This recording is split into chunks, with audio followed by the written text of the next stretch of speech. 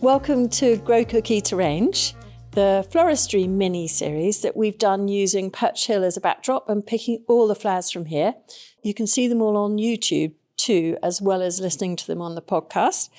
So the first thing I'm going to do is show you how to pick sweet peas towards the end of the season. So can you see this one, which is called Erewhon, which I absolutely love, this sort of lovely mix of mauve, a sort of pale mauve and a deeper mauve. And sometimes I leave the pods on because I quite like that look. But actually with this stem, I'm going to remove them. And what I want you to be aware of is normally you would just pick that stem as an individual sweet pea stem, but I'm not doing that, as you can see. I've actually picked the top of a vine, so the top sort of fifth off the Erewhon vine. And what I find is it's really brilliant towards the end of the season because those stems are a bit short and you're a bit restricted into how you can use sweet peas if you just pick that. I mean, basically it's a little jam jar, isn't it? Whereas if you pick the whole vine, well, no, the top fifth of a vine, what you get is this stem length, but also your dead heading, as I just showed you, cutting these off, as well as live heading. And actually, the plants below benefit from this being taken off, and they then go on to flower for about a month longer. So I do this a lot towards the end of the season. And I love these stripy jugs. And I'm going to make this as the sort of centerpiece of some party flowers. So this is all Erewhon, and I'm just tucking them in and making a grid because I have no pin holder and of course no oasis. So I'm just making a grid from the stems, crossing them into the vase so that I can then add the shorter stems once I've got that structure going. Just remove that. So can you see that's vertical because I've already crisscrossed the stems in the base of the jug.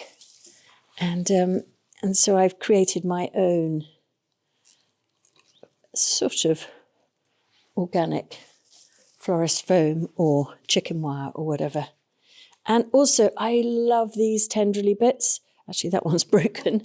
But they add just such great shape and wildness and sort of relaxedness. And for me, flowers in the house should look like you've gone into the garden, you've got an armful of the garden, you've just literally put your arms around it and just got that armful. So it shouldn't look like it's sort of come out of a polytunnel or a glass house. It should just look like kind of exuberant, relaxed wildness. That's when I think flowers are at their most beautiful. So that's Erewhon. Now this is another one in a different colour called Nimbus. And these stems aren't as long, so I can just tuck those. This is a mauve variety. And then back to Erewhon. But it doesn't really matter. I'm just sticking in the blue-purple tone to pick up on the colour of the stripes in the vase.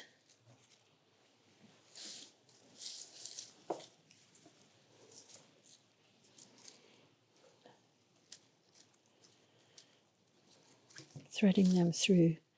And I want it to look wayward and exuberant, but I also I don't want it to look a total mess, so I do need a bit of a heart with some flowers right in the centre, as well as a horizon.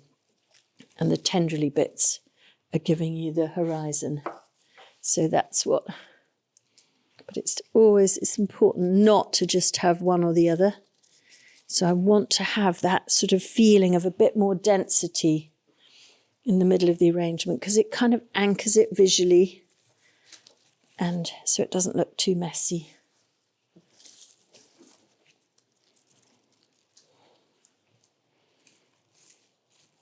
But it's, I think, a beautiful way of having sweet peas, but also incredibly functional when you overlay those two things. For me, not much better, really. So just tuck those in. Just spotted a going over one here.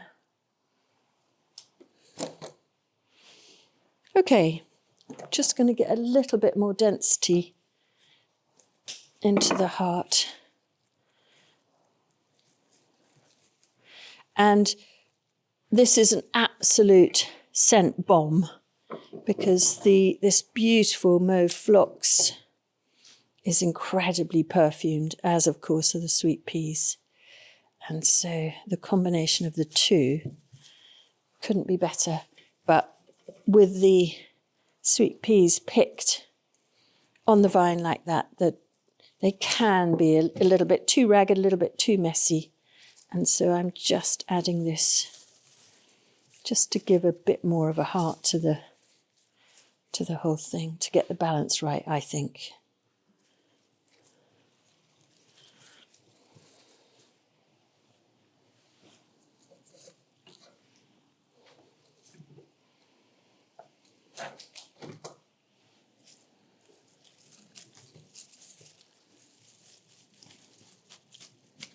In you go.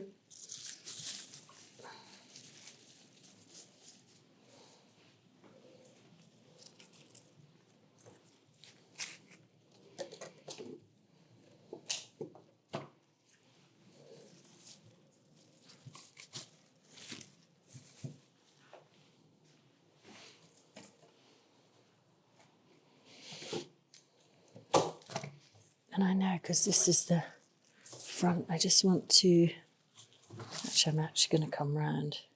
Because I like this coming out here and I like this coming out here. So I don't want to lose that emphasis. But I want the waywardness as well. So just tuck that in here. Okay, great. So with that now, I've got unbelievably perfumed jug of flowers, and I've got a heart and a horizon. So that works for me, but I'm going to take it one step further. The best ever pot plant in the world, particularly if you're a beginner gardener, these are just brilliant. Erigeron karvinskianus, and it's called Mexican fleabane. Flowers from April until November. If it gets a bit tired, you just give it a haircut and it grows back within about 3 weeks.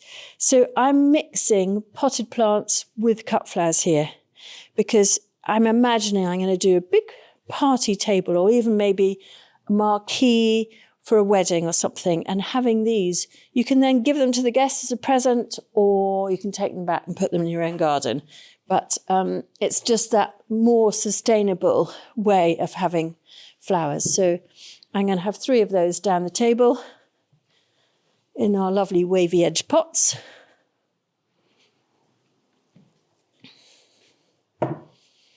Okay, and then I'm just going to fill the tabletop with loveliness.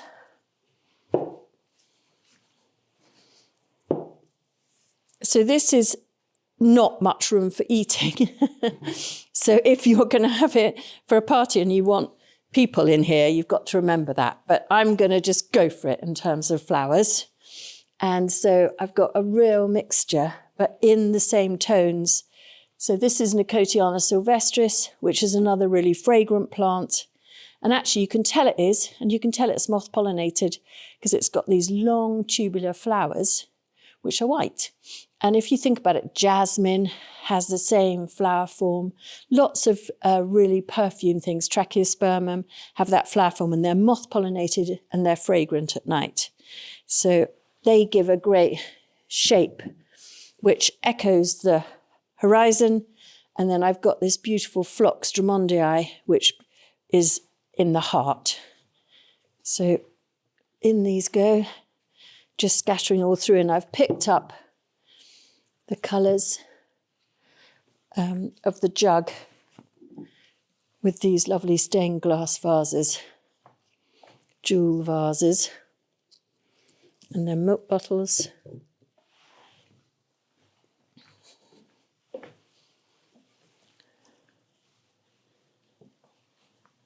and good old summer flowering Cosmos Purity. So nearly there. And then, final touch, because it's a party, picking up on the colours and the palette with these nice candles, which I'm not going to light today because it's quite windy, but I would if I was properly inside.